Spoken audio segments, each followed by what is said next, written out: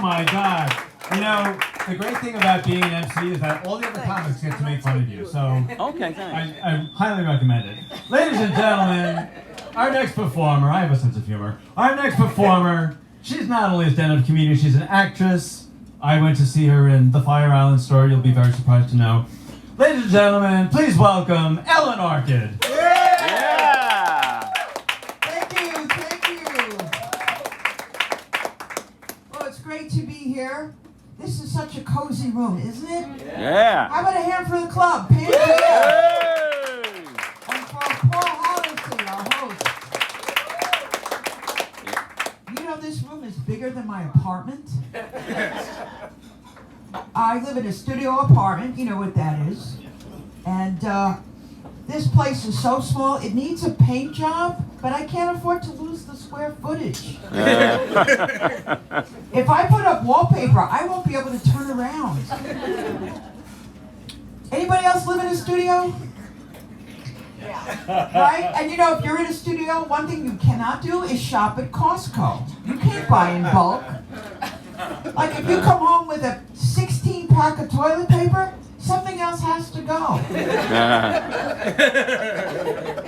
Like your roommate. Or the kitchen. I have to have toilet paper faxed to me, one sheet at a time. It's just too small. It's really getting to me. The kitchen is so small, the stove is tiny. I can only make appetizers. I have a Murphy bed. You know what that is? One of those beds that folds up. I also have a Murphy dresser, a Murphy shower, a Murphy sink, a Murphy dog, a Murphy cat. Of course, the cat is a short hair. It's getting to me. It put a real crimp in my social life. There's no room for a threesome.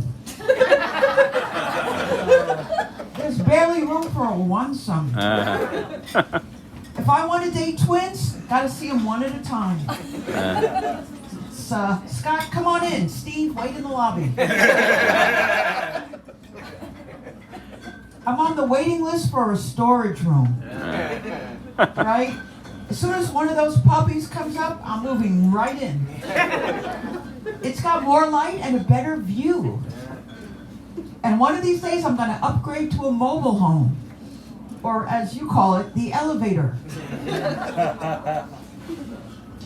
But I try to get out as much as I can. I love the Broadway scene. Any fans of the Broadway scene? Yeah!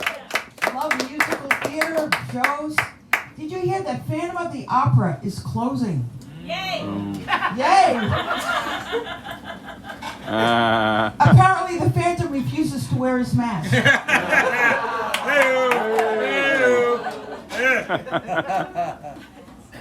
And the tickets are so expensive, right? Here's a tip for you. Don't go to the theater when you're tired. I once went, I was exhausted, I took a $200 nap.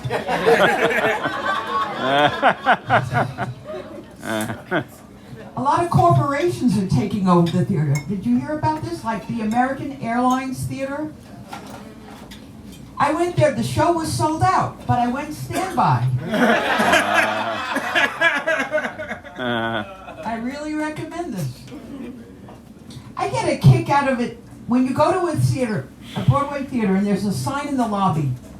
Attention, this production contains loud noise, flashing lights, smoke effects.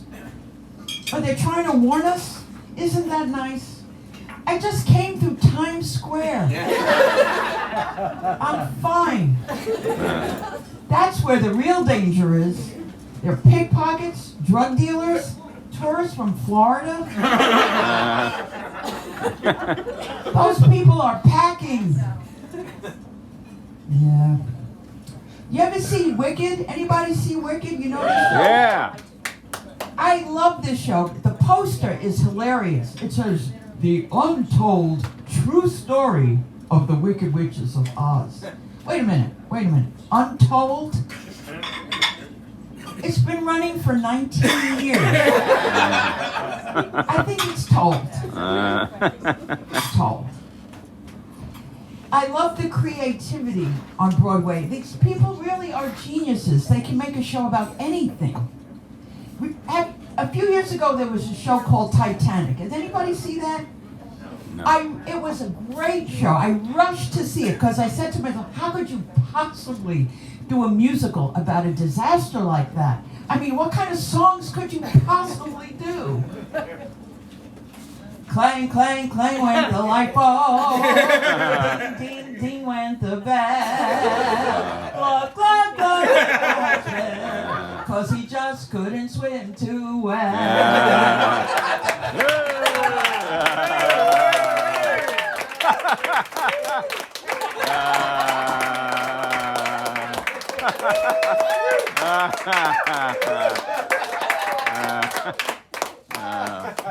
Or how about, do you see that iceberg?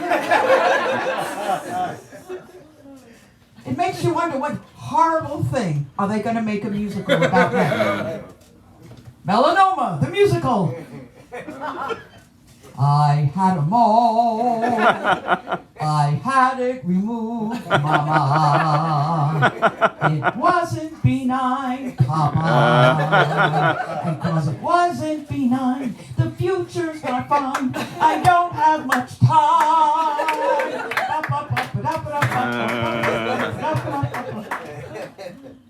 Or how about eye diseases?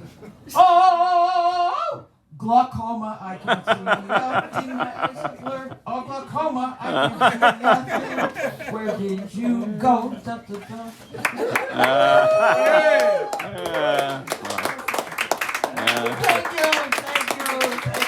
Thank you so much. Oh, what a great audience. There's a lot of diversity in casting now. I don't know if this summer there was Shakespeare in the Park, they did Richard III. Mm-hmm. I could give it Richard 2.5. Because they cast an African American woman as Richard III. He was a fantastic actress, did a great job. But she didn't do the hump. The humpback, I mean, this was a real guy in history, and he was a white male with a hunchback.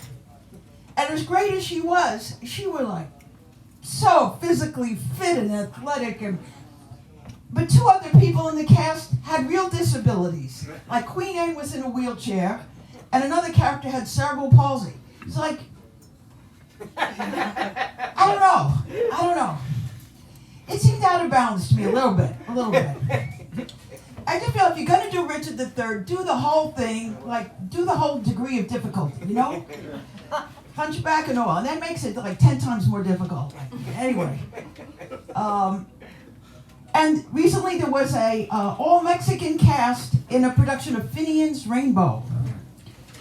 Very ambitious, but I don't know if it works. How are things in Guacamole?